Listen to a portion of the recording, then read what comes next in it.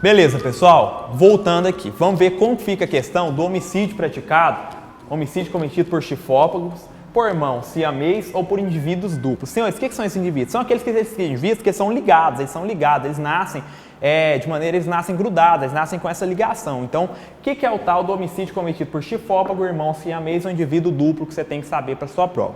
É o seguinte, imagina o seguinte, um desses irmãos siameses, que eles estão ligados aí, que eles são esses irmãos que nasceram ligados, um desses irmãos siameses, que também é chamado de chifópago ou indivíduo duplo, um deles resolve cometer um delito e o outro discorda. E aí, como que fica a punição desses indivíduos? Dos irmãos siameses, dos gêmeos, dos irmãos siameses ou dos irmãos chifópagos, tá? Aqui é o seguinte, a questão do homicídio cometido por chifópagos, tá? Aqui tem uma primeira situação que é bem tranquila. Qual que é a primeira situação?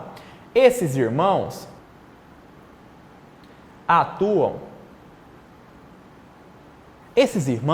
eles podem atuar de comum acordo. Irmãos atuam de comum acordo. Se esses irmãos chifópagos ou siameses, os irmãos atuam de maneira de comum acordo, os irmãos atuam de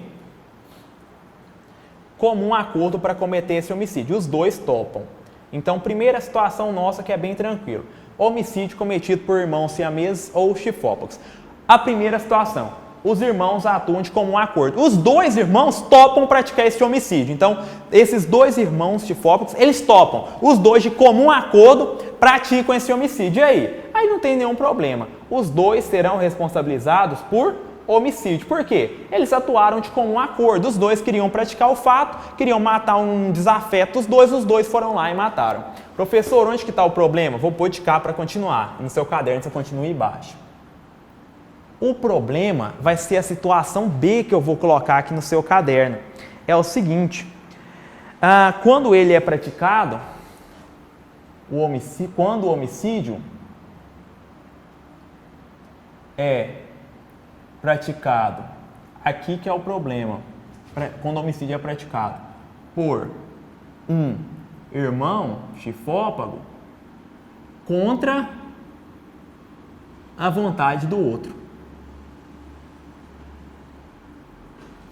Senhores, aqui é óbvio, a gente está trabalhando com a situação desses irmãos chifópagos, eles terem imputabilidade, eles têm a capacidade, consciência, capacidade cognitiva, volitiva, tá? A gente não está trabalhando com a ideia de irmãos chifópagos aí, que teriam algum problema de doença mental, desenvolvimento mental retardado, incompleto, não. A gente está trabalhando com irmãos chifópagos imputáveis, tá? Então, e se o homicídio é praticado por um irmão chifópago contra a vontade do outro? Um vai lá e pratica, mas o outro que está colado, ele não queria. E aí? Qual que é a solução?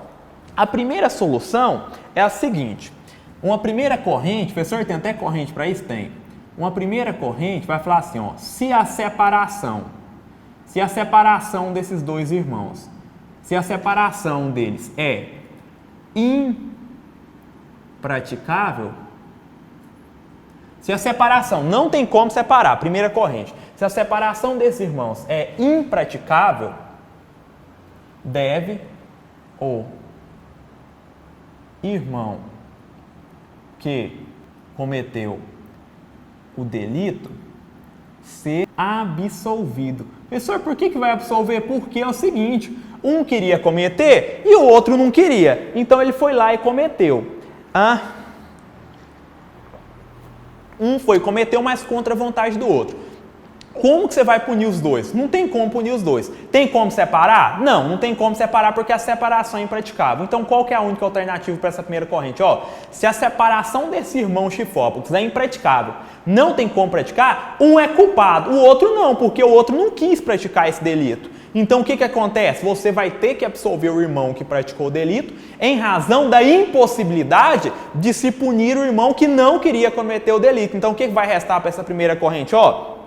Você vai absolver o irmão que cometeu o delito Por quê? Porque por uma questão de política criminal, por uma questão de princípios do direito penal, ele é culpado. Mas se a gente punir o irmão, a gente vai acabar punindo o irmão que não quis praticar o delito. Então, qual que é a opção que essa corrente achou? Absolve o irmão chifópago, o irmão siamês que cometeu o delito. Por quê? Por que vai absolver? Porque ele quis cometer e o outro não. Mas se punir ele, vai estar punindo o inocente. Então, na hora de se punir o inocente, essa corrente fala, melhor alternativa é fazer o quê? Absolver. Então, o que a gente deveria fazer? Já que dois irmãos, um é culpado, o outro não quis praticar o delito, não tem como separar os dois. A separação é impraticável. Vai ter que absolver o culpado. Por que vai ter que absolver? Porque não tem como a gente punir o que é o quê? Punir esse que é inocente, entendeu? Então, a primeira, separação não tem jeito. O que a gente vai fazer? A primeira corrente diz, o irmão cometeu o delito, deve ser absolvido. Professor, tem uma segunda corrente? Tem. Tem uma segunda corrente, eu vou te falar ela porque ela pode ter relevância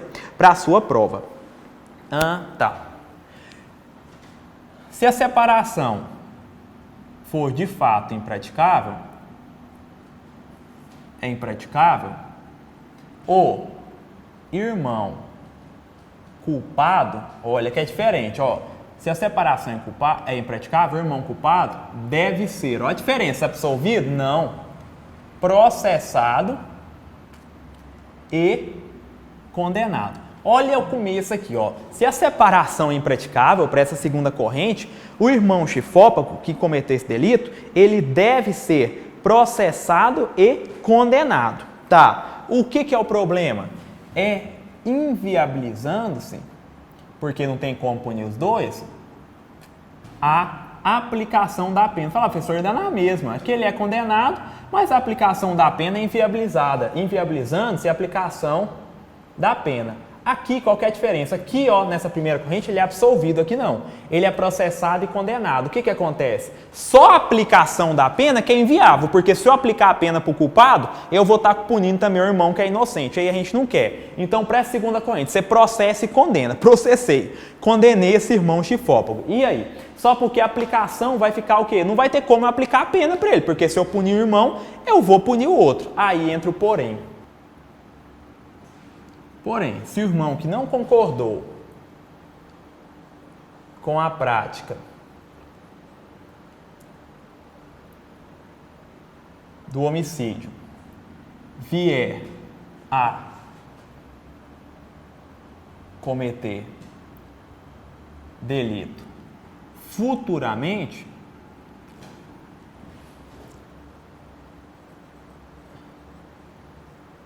professor, o que essa segunda corrente está querendo dizer? É o que eu vou te explicar agora.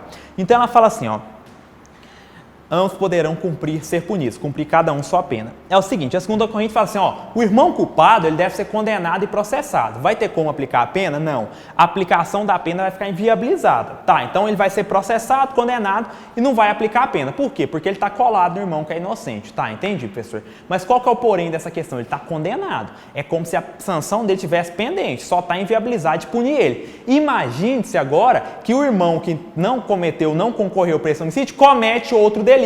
Mais à frente, futuramente, o outro irmão resolve cometer. O irmão que naquele delito foi inocente, agora resolve praticar um delito. Aí, quando o irmão inocente praticar um delito, aí sim vai se poder viabilizar a aplicação da pena deles. Aí o irmão vai responder pelo homicídio, enquanto esse outro irmão responde pelo crime que ele praticou futuramente. Então, o que é isso? Então, se o irmão que era inocente vier a delinquir futuramente, ambos poderão aí, então, cumprir a sua pena, porque ninguém estará preso de maneira injusta, né? Isso aqui é até engraçado, mas vale para a prova, tá? Então, se o homicídio é cometido pelos dois em comum acordo, os dois respondem por homicídio. Um quer cometer homicídio, o outro não quer. O que acontece? Duas correntes. Uma corrente vai falar, se não tem como fazer a separação, ele deve ser absolvido. Por quê? Porque a gente não pode punir o irmão inocente. Uma segunda corrente fala, o irmão culpado deve ser condenado e processado. Aí vai ficar inviabilizada a punição. Entretanto, se futuramente esse irmão inocente cometer um novo delito, aí sim os dois poderão ser punidos. Por quê? Aí eles poderão cumprir as penas deles. Um vai cumprir pelo homicídio e esse outro vai cumprir por esse outro delito que ele cometeu, tá? Aí sim, ambos poderão cumprir apenas. Quando esse segundo irmão inocente cometer um delito, a gente pode punir o anterior pelo homicídio e esse outro irmão pelo crime que ele cometeu. Beleza? Tá? Então, questão para fim de prova mesmo, aplicação prática é praticamente zero, tá? Não tem aplicação prática isso não. Beleza. Tá? Sujeito ativo foi. Vamos lá? Vamos seguindo. Próximo tópico agora é o sujeito passivo. 1.5. Sujeito.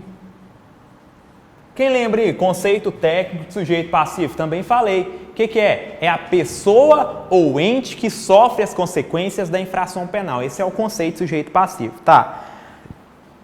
Qual que é o sujeito passivo aqui? Também é crime comum. É qualquer pessoa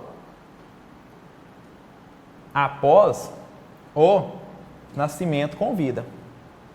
Então, qualquer pessoa após um nascimento com vida pode ser vítima do homicídio. Então, é crime comum. Qualquer pessoa, quanto ao sujeito passivo. Qualquer pessoa após o nascimento com vida pode ser vítima do homicídio. Crime comum quanto ao sujeito ativo e quanto ao sujeito passivo. Qualquer pessoa pode cometer e qualquer pessoa pode ser vítima. Tranquilo? Tá. Senhores, aqui tem uma questão aqui também, e a gente falou, os irmãos chifópagos cometendo delito. E se os irmãos chifópagos forem a vítima desse delito?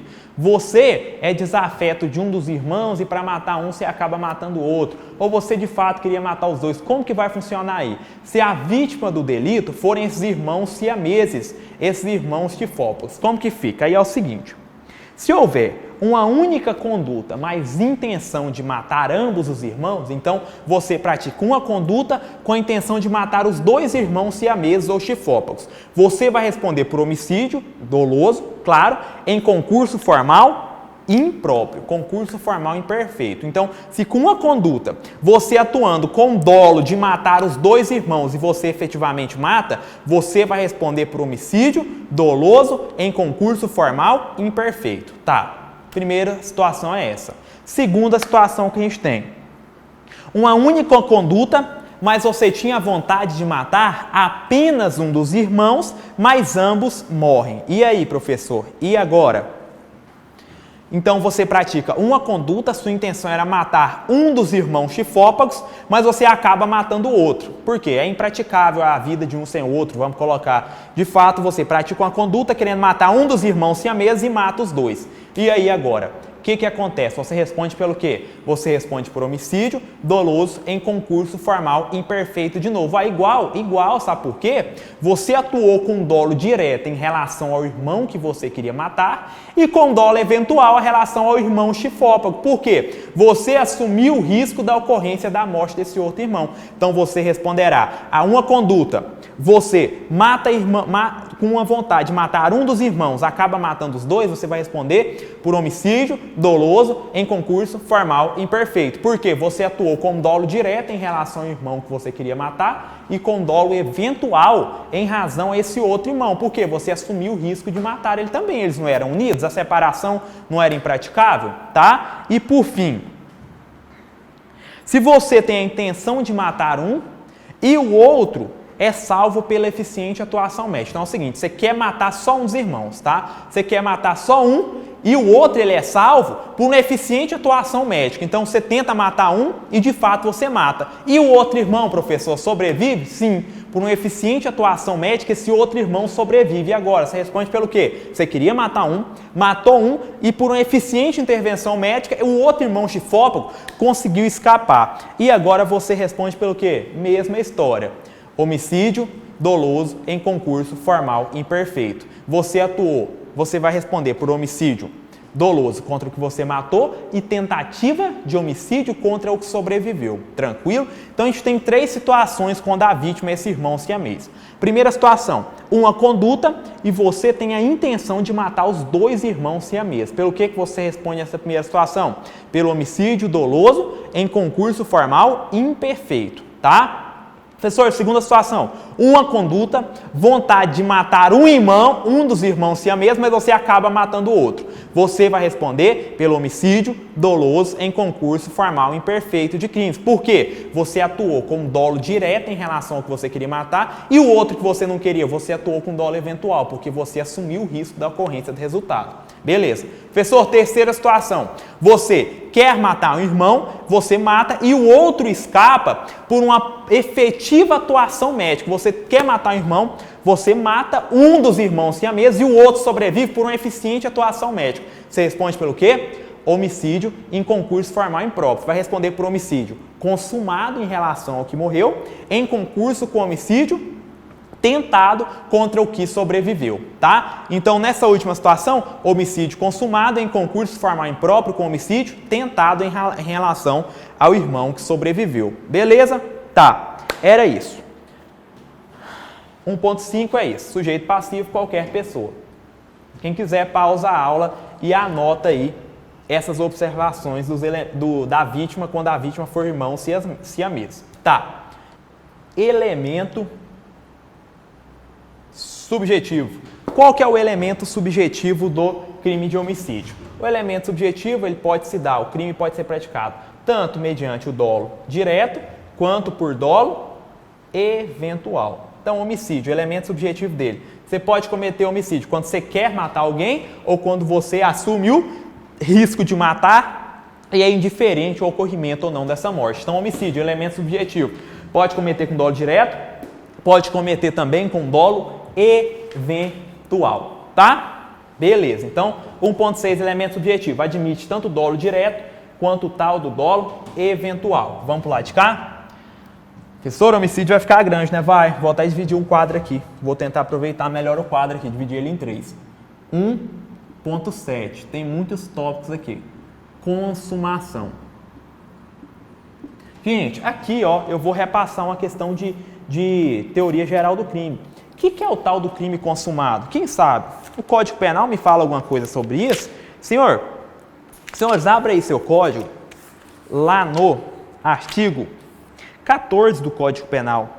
O que o artigo 14 fala? Diz-se o crime, inciso 1, consumado quando nele se reúnem todos os elementos de sua definição legal. Tentado, quando iniciada a execução, não se consuma por circunstâncias alheias à vontade do agente. A gente já explicou isso. Por que eu estou falando de novo? Só para você relembrar. O que é o tal do homicídio consumado? É quando o tipo penal, como qualquer delito, quando o tipo penal reúne na situação todos os elementos de sua definição típica. Então, o que é a consumação do homicídio? Senhores, a consumação do homicídio, ela ocorre com a morte, tá? Então, a consumação, ela vai ocorrer com o quê? Ela ocorre com a morte. Aqui, o homicídio, ele é um crime material. Professor, o que é crime material?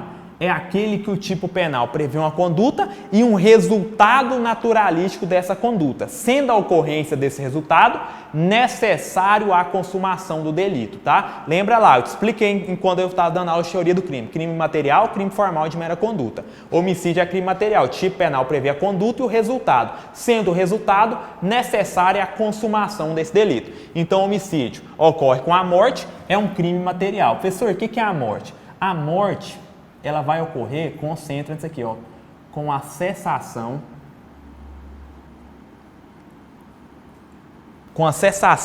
da atividade encefálica, tá? Com a cessação da atividade encefálica. Então, a morte, o indivíduo é considerado morto com a morte encefálica, com a cessação da atividade encefálica. Concentra nisso, tá? É com a morte cerebral? Não, é com a morte encefálica. Então, quando é a consumação? Quando ocorre a morte. Já te falei, é crime material. Ele pressupõe o quê? Ele pressupõe a ocorrência de um resultado para ele consumar. Beleza. Tá, resultado naturalístico. O que é a morte por direito penal? É a cessação da atividade encefálica, tá? Presta atenção nisso. Então, quando o indivíduo é tido como morto? Quando cessar a atividade encefálica. Beleza? Tá? Aqui dentro ainda, eu trouxe uma observaçãozinha aqui para vocês. Também, para falar dentro da consumação, para te falar que o homicídio, ele é um crime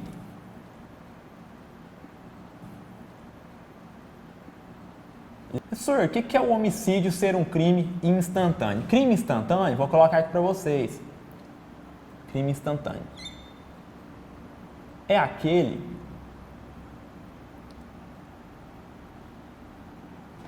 em que a consumação não se prolonga no tempo. Então, o homicídio é um crime o quê? Instantâneo. Professor, o que é crime instantâneo? É aquele em que a consumação não tem continuidade no tempo, ela não se prolonga no tempo. A consumação, ele se consuma em momento determinado. Então, é um crime instantâneo. Aquele em que a consumação não se prolonga no tempo. É aquele em que se consuma em momento determinado. Então, o homicídio é um crime instantâneo. Por quê? Porque a consumação dele não se prolonga no tempo. Ele se consuma em momento determinado. Beleza? Tá. Professor, é isso, eu ouvi outra coisa. Eu vou até pôr como OBS aqui, tá? OBS. Uma parte da doutrina vai falar que o homicídio ele é um crime. Uma outra parte da doutrina fala que ele é o quê? Instantâneo de efeitos permanentes. Professor, por que instantâneo de efeitos permanentes? Tem uma parte da doutrina que vai falar que ele é instantâneo de efeito permanente. Vou até colocar aqui para quem está anotando aí, ó. Uma parte da doutrina fala que o homicídio ele é instantâneo? Não, a doutrina dá um plus para ele, fala que ele é instantâneo de efeitos permanentes. Por quê? Porque a consumação dele ocorre em momento determinado, mas os efeitos eles não têm como se modificar, porque morreu, acabou. Então, parte da doutrina fala que o homicídio é instantâneo de efeitos permanentes, tá? Então, a sua prova pode falar que o homicídio é instantâneo ou pode falar como parte da doutrina que ele é instantâneo de efeitos permanentes. Por quê? A consumação ocorre em momento determinado, ele não se prolonga no tempo a consumação do delito, ela ocorre em momento determinado. E o que mais? Mas os efeitos desse delito são permanentes, não tem como voltar atrás, matou, acabou. Então, parte da doutrina chama de crime instantâneo de efeitos permanentes, tá? Beleza. Aqui dentro ainda, quero falar com vocês a questão da tentativa. E aí, senhores, tem como tentativa do crime de homicídio? É óbvio que tem. Pensa assim, você vai lá, você não, indivíduo A querendo matar o B, ele pega o revólver dele, está com seis balas lá no tambor para atirar. Quando ele desfere 2 tiros, a polícia passa e prende ele em flagrante. Ele não pode prosseguir na execução, ele não pode dar o resto, continuar nessa atividade delitiva dele, por circunstâncias alheias. Ele estava ali, na hora que ele deu o primeiro tiro, deu o segundo, que ele ia dar o terceiro, a polícia chega e prende ele em flagrante. Tentativa de homicídio. A vítima vai para o hospital e sobrevive. O agente responde pelo quê? Tentativa de homicídio. Tentativa, quando iniciada a execução, o crime não se consuma por circunstâncias alheias à vontade do agente. O cara quer matar outro, vai lá e desfere 2 facadas por populares, intercedem, seguram o A, não deixa que ele mate o B é socorrido, vai para o hospital e sobrevive. O A responde pelo quê? Tentativa de homicídio. Tá? Então, tentativa é perfeitamente possível quando o agente estiver executando o ato de matar e ele não consuma por circunstâncias alheias à vontade dele. Ele dispara 2 tiros, a polícia chega e prende ele em flagrante. Tranquilo? Ou ele desfere a primeira facada, quando ele vai desferir a segunda facada, ele ouve o barulho da sirene da polícia muito próximo dele, ele resolve fazer o quê? Fugir. Entendeu? Responde pelo quê? Tentativa de homicídio. Tá? Beleza. Então, aqui, cabe tentativa? Sim. Tentativa, ela é o quê? Perfeitamente possível. Então, a tentativa, ela é perfeitamente possível. Senhores, aqui, só a título de ilustração mesmo, a gente tem 2 tentativas.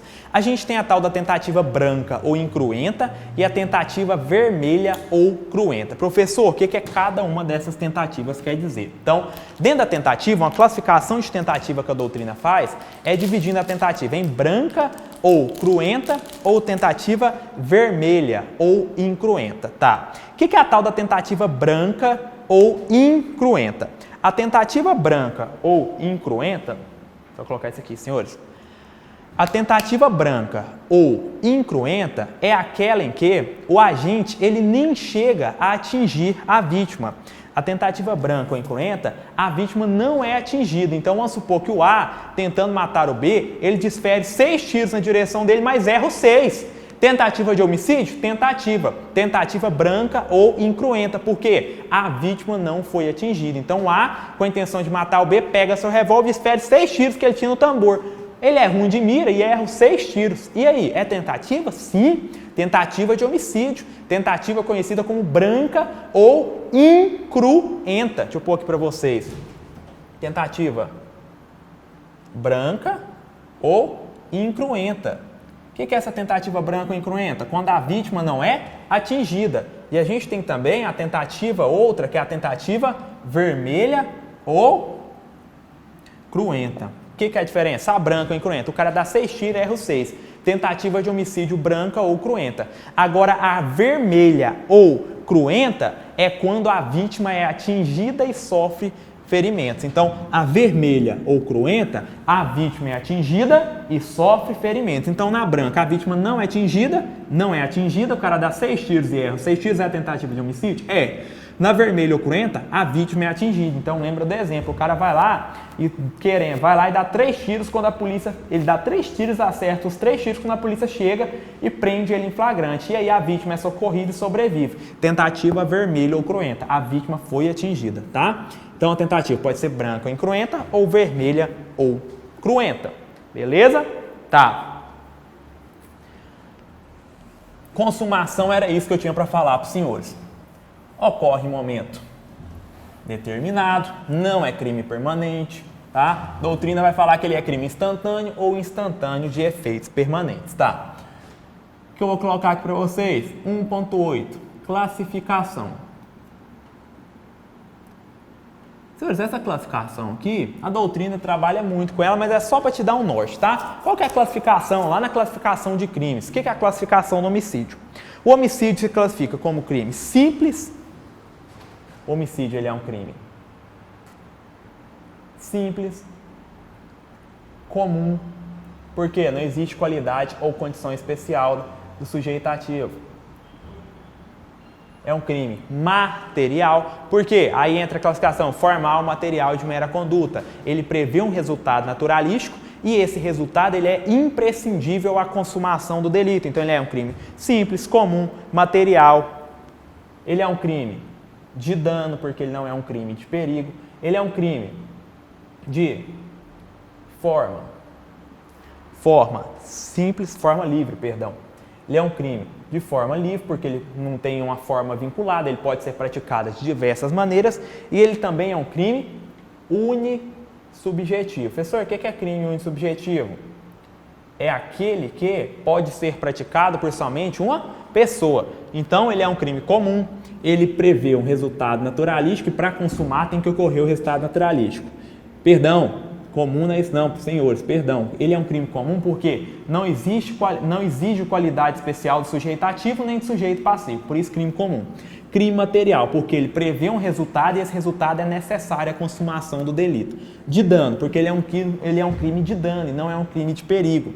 De forma livre, porque ele não tem uma execução vinculada. O indivíduo pode praticar homicídio de diversas formas, envenenamento, explosão, disparo, asfixia. Ele é um crime de forma livre. E unissubjetivo. Por que unissubjetivo? Porque o tipo penal não exige mais de uma pessoa, ou seja, é um crime que pode ser praticado somente por uma pessoa. Matar alguém, o A mata o B, ele é um crime unissubjetivo, então ele pode ser praticado somente por uma pessoa. Pode haver concursos? Pode, mas o concurso de pessoas aqui é eventual, tá? Então, crime simples, comum, material de dano de forma livre, tá? Copia aí, beleza. Vamos lá, vamos seguindo. Deixa eu ver qual que é o próximo tópico aqui. Beleza. No próximo tópico agora, a gente já vai pro nosso 1.9, a gente vai estudar o homicídio simples. Senhores, o homicídio simples ele é bem tranquilo, mas a gente vai ver que o homicídio qualificado já é um pouco mais complexo, tá? Nosso primeiro crime é o homicídio simples, tá? O homicídio simples, onde ele está previsto? Ele está previsto no artigo 121, depois daquele esquema ali, você já sabe, né? Homicídio é artigo 121, caput do Código Penal. Professor, qual que é a pena do homicídio simples? De 6 a 20 anos. Beleza, tá. Então, homicídio, está no artigo 121, homicídio simples, artigo 121, caput, pena de 6 a 20 anos. Tá. É crime hediondo, professor? Regra. Homicídio simples, em regra, não é crime hediondo. Então, em regra, o homicídio é crime hediondo? Não.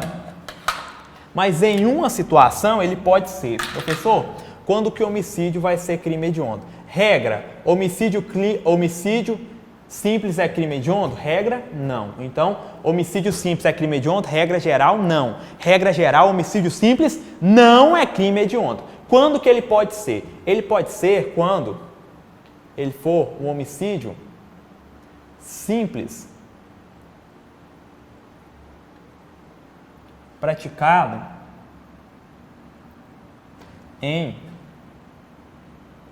quando for homicídio simples, praticado em atividade típica de grupo. Atividade típica de grupo de extermínio, ainda que executada por um só agente.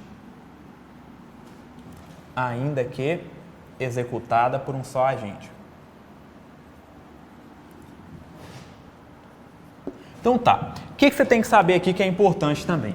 Regra geral, tá? Quem quiser, dá uma pausinha aí. Regra geral, homicídio simples é crime hediondo? Não, homicídio simples não é crime hediondo, tá? Professor, homicídio simples pode ser crime hediondo? Pode. Em qual situação que o homicídio simples vai ser crime hediondo? Quando o homicídio simples ele é praticado em atividade típica de grupo de extermínio, ainda que executada por um só agente. Nessa hipótese aqui, ele é hediondo? É. Então, homicídio simples, em regra, é hediondo? Não. Ele pode ser? Pode. Quando praticado em atividade típica de grupo de extermínio, ainda que executada por um só agente. Senhor, o homicídio simples é aquele que não tem nenhuma circunstância alterando a pena dele. Tranquilo? É o artigo 121 caput, onde consta lá, matar alguém. Pena, 6 a 20 anos, tá? Esse é o homicídio simples, não tem circunstância nenhuma, tá? Alterando um quanto de pena para mais ou para menos. É o tipo puro e simples, é o tipo mais elementar, é o artigo 121 caput, tá? Pena do homicídio simples, 6 a 20, é hediondo? Regra não, pode ser? Pode. Praticado por atividade típica de grupo de extermínio, ainda que executado por um só agente. Beleza? Tá. Agora, o que a gente vai estudar? A gente estudou agora o homicídio simples, tá? Quem quiser, pausa aí que eu vou apagar. Então, homicídio simples, encerramos. Qual homicídio que a gente vai estudar agora? A gente vai estudar agora o homicídio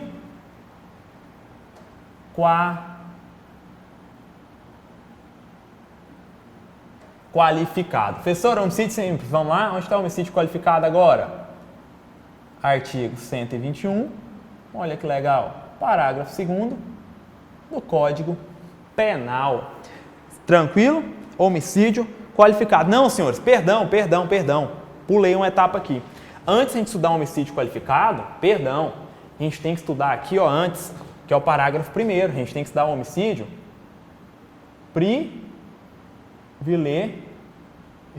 Então, antes de a gente estudar o homicídio qualificado, a gente vai estudar o homicídio privilegiado. Onde ele está? No artigo 121, agora sim, senhores.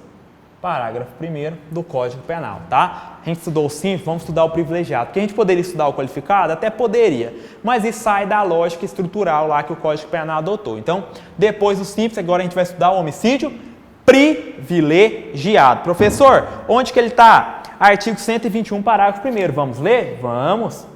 Então, a gente está estudando o qualificado? Não. Antes do qualificado, vamos estudar o homicídio privilegiado, que é o artigo 121, parágrafo 1º do Código Penal, tá? Vamos lá.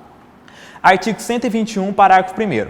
Se o agente comete o crime impelido por motivo de relevante valor social ou moral ou sob o domínio de violenta emoção logo em seguida de injusta provocação da vítima, o juiz pode reduzir a pena de 1/6 a 1/3, tá?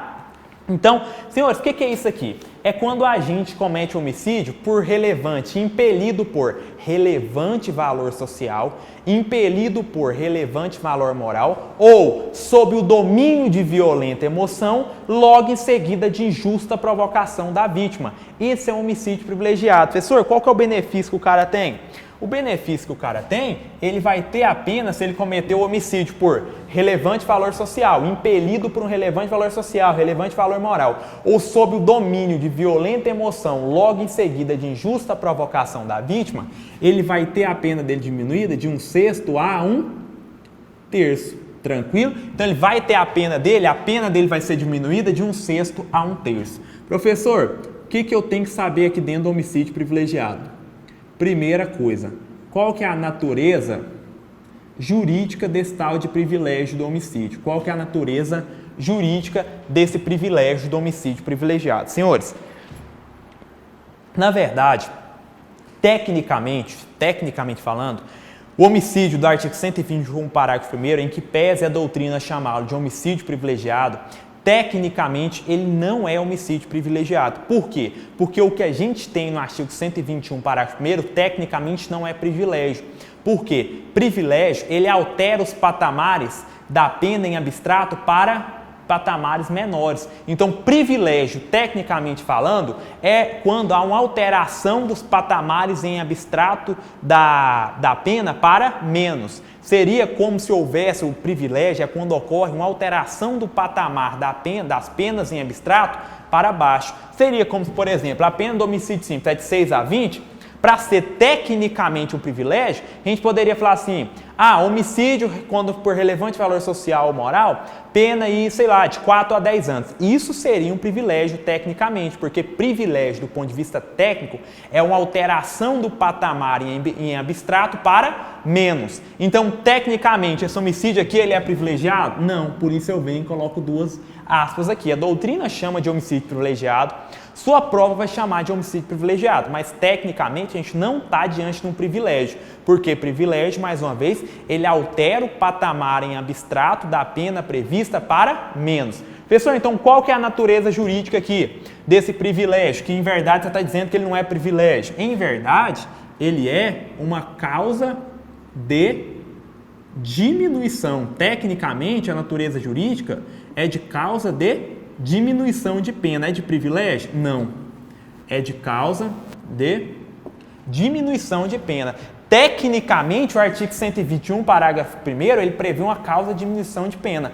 Tecnicamente, o artigo 121, parágrafo 1º, prevê um privilégio? Não, porque ele não altera a pena em abstrato para menos. Tranquilo? Então, tecnicamente, ele prevê uma causa de diminuição de pena. Beleza. O que mais que a gente tem que saber? Você tem que saber da tal da incomunicabilidade do privilégio. O que é isso? Não se comunica aos coautores e partícipes.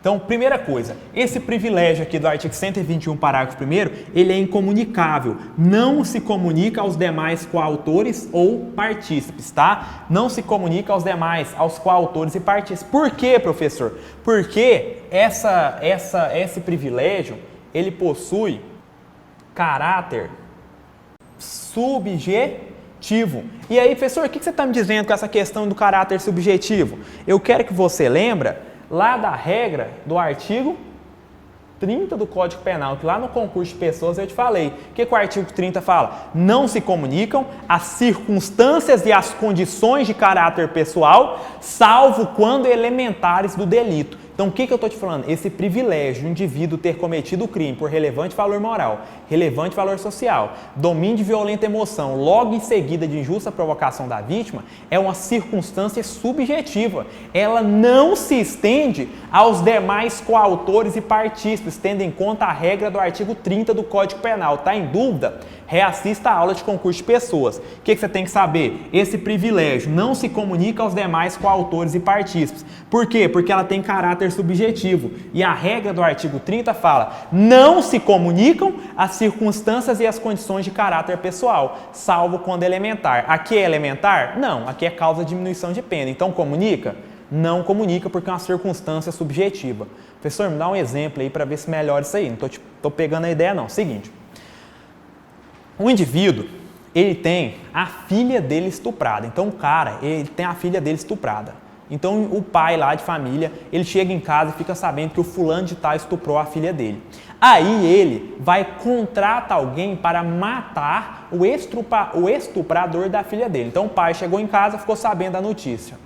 Minha filha tal, a filha contou para ele, fui estuprada e quem estuprou? O fulano de tal, eu sei onde ele mora lá na rua tal. O que o pai faz? Em vez do pai ir lá e matar, não. Ele contrata alguém, ele paga alguém para ir lá e matar esse estuprador por ele. Pergunta, o pai cometeu que crime? Homicídio privilegiado. Homicídio privilegiado por relevante valor moral, tranquilo, de cunho individual. Então o pai responde por homicídio privilegiado. Vai ter a pena de 6 a 20, diminuída de 1/6 a 1/3.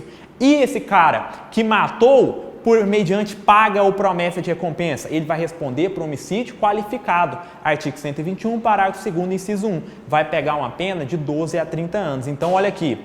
Essa condição, esse relevante valor moral, essa condição subjetiva do pai, se estende ao executor, para esse cara que matou esse indivíduo lá em razão de dinheiro? Não se estende. Então, essa condição, essa circunstância do privilégio, ela é de caráter pessoal. Ela não se estende aos demais coautores e partícipes dessa infração penal. Então, nesse exemplo do pai que manda matar, paga para que matem o estuprador da filha dele, o pai, homicídio privilegiado. O cara que matou porque recebeu por isso, ele responde por homicídio qualificado. Professor, o cara que executou o delito pega homicídio privilegiado? Não, porque essa circunstância ela é de caráter subjetivo e ela não se comunica aos demais coautores e partícipes. Em resumo, no exemplo nosso, o pai responde por homicídio privilegiado e o cara que matou mediante paga ou promessa de recompensa, porque o pai pagou para ele matar, responde por homicídio qualificado, vai incorrer numa pena de 12 a 30. O pai pode ser que caia no homicídio simples, pena de 6 a 20, diminuída de 1/6 a 1/3, tá? Pai, homicídio privilegiado, quem matou por conta do dinheiro vai responder por homicídio qualificado, tá? Então, não se comunica aos demais coautores e partícipes, tá? O que mais você tem que saber aqui? Vê se tem mais alguma anotação relevante? Sim. Você tem que saber aqui dentro também, OBS, homicídio privilegiado não é crime hediondo. Então, tá? Homicídio privilegiado não é crime hediondo. O simples não é, mas pode ser. O privilegiado não é crime hediondo. Então, homicídio privilegiado não é crime hediondo. Tá? O que mais você tem que saber? Professor, o homicídio privilegiado, ele pode ser cometido mediante por relevante valor social, ou ele pode ser cometido por relevante valor moral. Pegou aí? Então ele pode ser cometido por relevante valor moral ou por relevante valor social. Senhores, é quando a agente atua impelido por um relevante valor social ou por um relevante valor moral. Tá, o que é isso aqui? Relevante valor social é um interesse, quando ele atua movido por um interesse da coletividade, um interesse coletivo. O interesse da coletividade. Aqui ele está atuando na tutela de interesse coletivo. Relevante valor moral, o interesse que ele vai, o móvel dele, o que leva ele a praticar o crime, é um interesse particular. É um interesse particular, é um interesse individual. Então, olha a diferença aqui.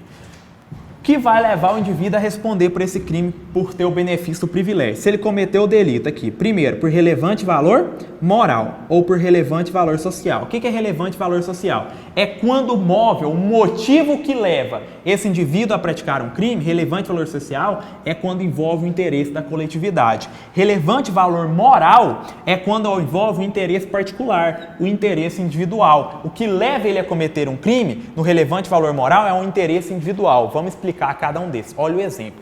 O indivíduo, ele vai e mata um estuprador que estava assolando e estava assombrando e estuprando as mulheres de determinada região. Então ele vai lá, um indivíduo mata um estuprador que estava estuprando e amedrontando as mulheres de determinada região ou de determinada cidade. E aí, relevante valor moral, relevante valor social? Relevante valor social. Ele atuou impelido por um motivo, por um interesse social, por um interesse coletivo. Ele matou o estuprador que estava assombrando, que estava assustando as mulheres daquela de determinada região, de determinada cidade. Ele atuou, o motivo que levou ele a atuar foi em prol, foi em benefício da coletividade.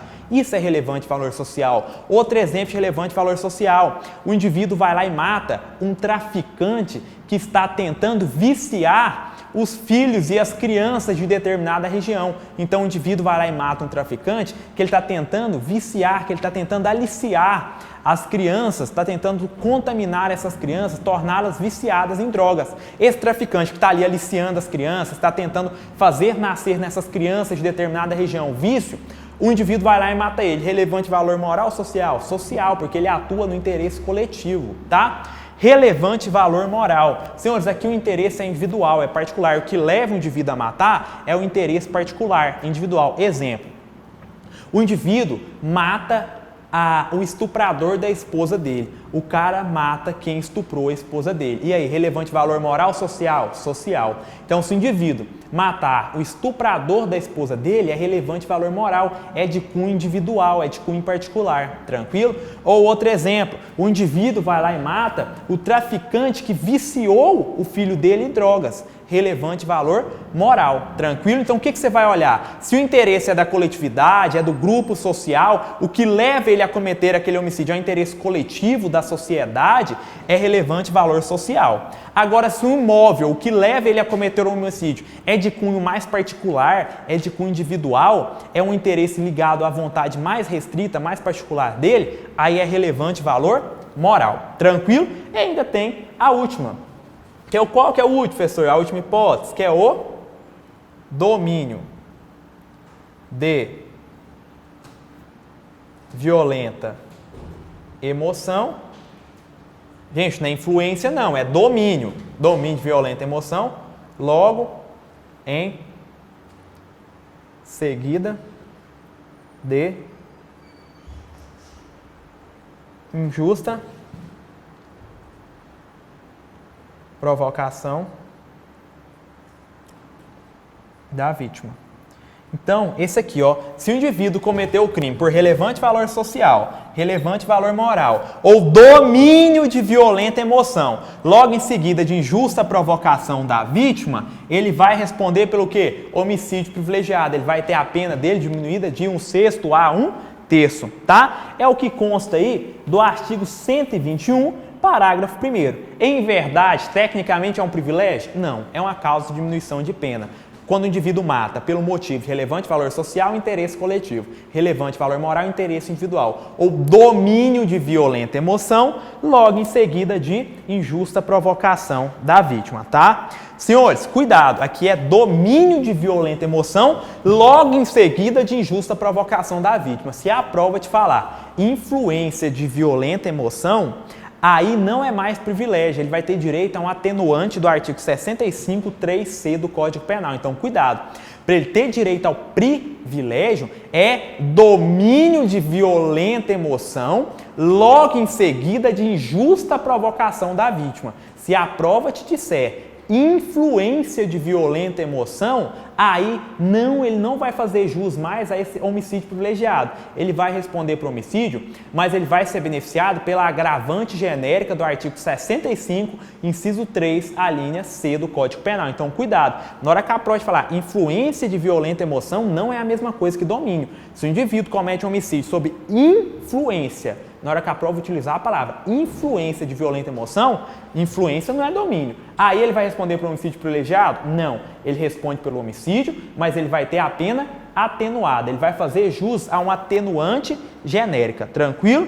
Atenuante genérica do artigo 65, inciso 3C. Vamos ler esse artigo 65, 3C, só para a gente dar uma olhada, para você entender essa atenuante dele? Vamos lá.